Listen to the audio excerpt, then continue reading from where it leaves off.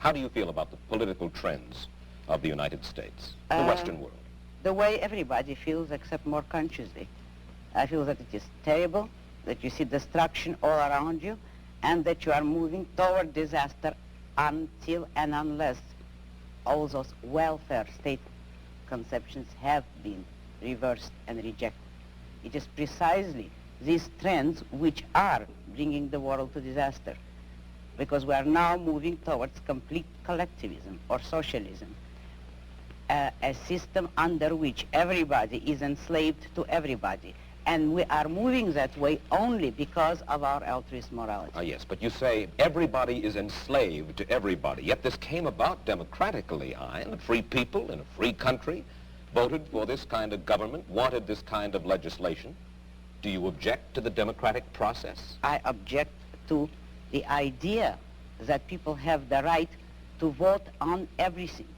The traditional American system was a system based on the idea that majority will prevailed only in public or political affairs, and that it was limited by inalienable individual rights. Therefore, I do not believe that a majority can vote a man's life or property or freedom away from him. Therefore, I do not believe that if a majority votes on any issue, that this makes the issue right. It doesn't. All right. Then how do we arrive at action? How should we arrive at action? By voluntary consent, voluntary cooperation of free men, unforced. And how do our leaders arrive, how do we arrive at our leadership? Who elects? Who appoints? The whole people elects. There is nothing wrong with the democratic process in politics. We arrive at it the way we arrived by the American Constitution as it used to be. By the constitutional process as we had it, people elect officials, but the powers of those officials, the powers of government are strictly limited. They will have no right to initiate force or compulsion against any citizen except a criminal. Those who have initiated force will be punished by force, and that is the only proper function of government. What we would not permit is the government to initiate force against people who have hurt no one, who have not forced anyone. We would not give the government or the majority or any minority the right to take the life or the property of others. That was the original American system.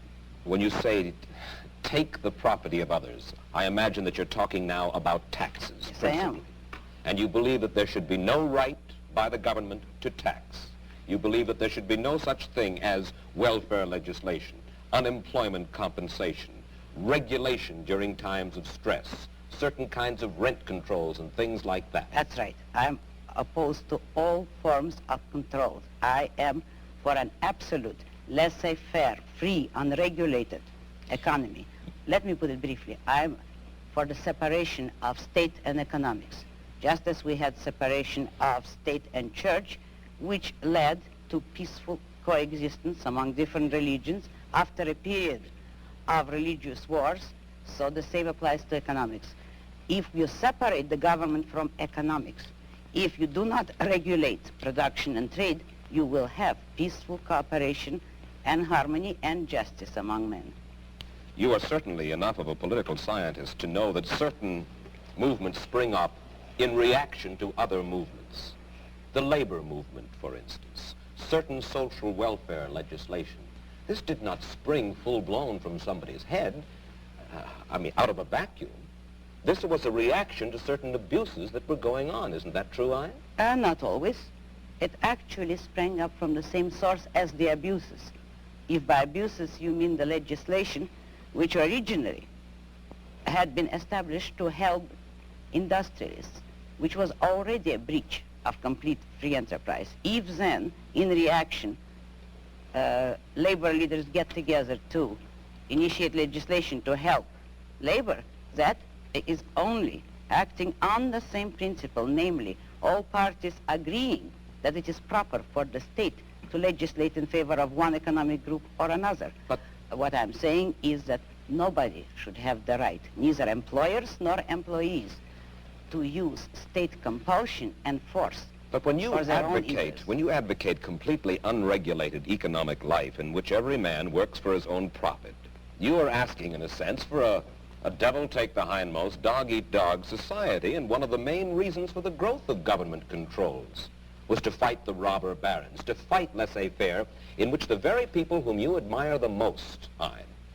the hard-headed industrialists, the successful men, perverted the use of their power.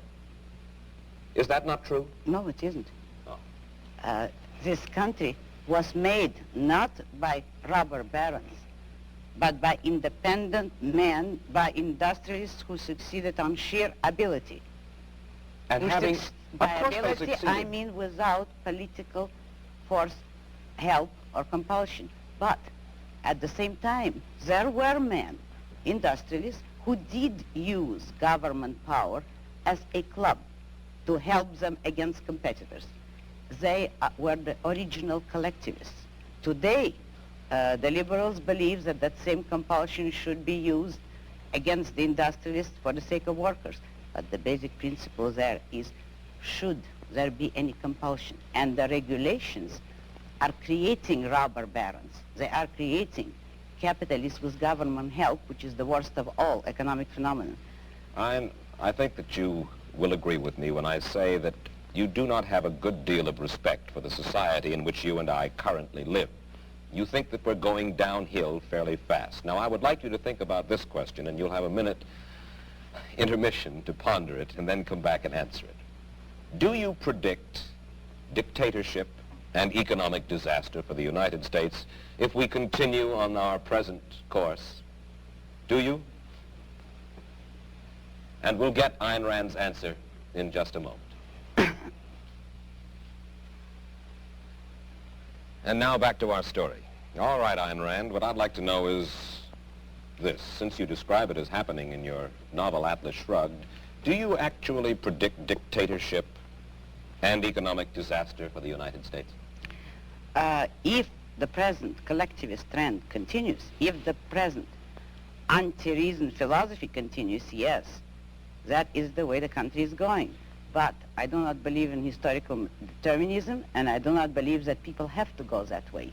Men have the free will to choose and to think. If they change their thinking, we do not have to go into dictatorship. Yes, but how can you expect to reverse this trend when, as we've said, the country is run by majority rule through ballot, and that majority seems to prefer to vote for this modified welfare state? Oh, I don't believe that. You know as well as I do that the majority today has no choice. What do you mean? The majority has never been offered a choice between controls and freedom. How do you account for the fact that an almost overwhelming majority of the people who are regarded as our leading intellectuals and our leading industrialists, the men whom you seem to admire the most, the men with the muscle and the money, favor the modified capitalism that we have today? Because it is an intellectual issue. Since they all believe in collectivism, they do favor it.